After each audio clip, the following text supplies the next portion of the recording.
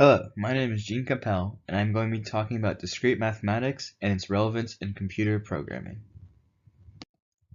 So what is discrete mathematics? Discrete mathematics, it is a branch of mathematics dealing with objects that can assume only distinct separated values.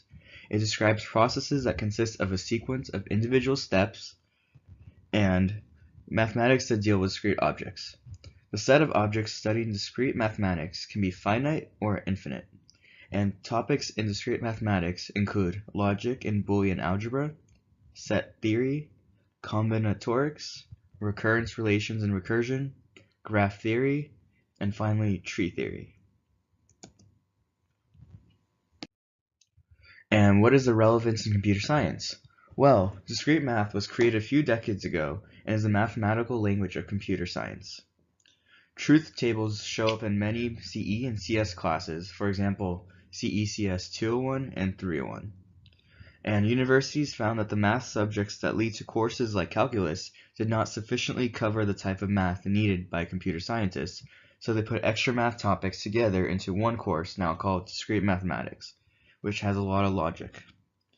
The mathematics of modern computer science is built almost entirely on discrete math.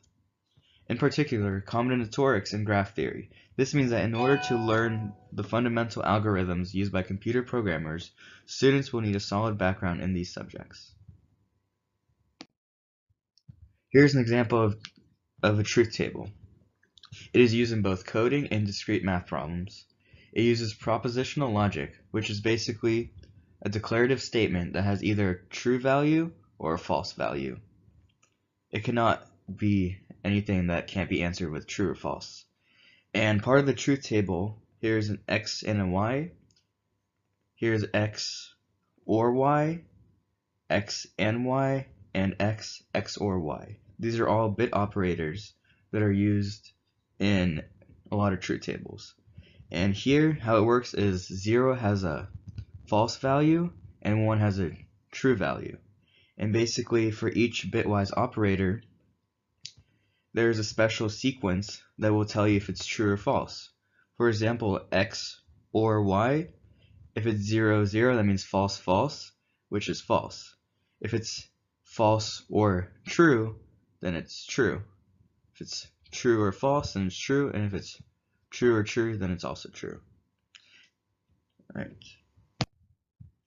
Here is an example of how we would use discrete mathematics in Verilog, which is a computer engineering language. It's a very low-level language that is very close to machine language. And here are logic gates that are basically used in discrete mathematics, and we also use them a lot in our coding and our wiring. And here's a NAND gate, a NOR gate, AND gate, OR gate, NOT gate, and an XOR. And basically you can use all these gates and its truth tables to build a full adder or half adder, and this is used a lot in Verilog, which can make calculators and can code a lot more stuff.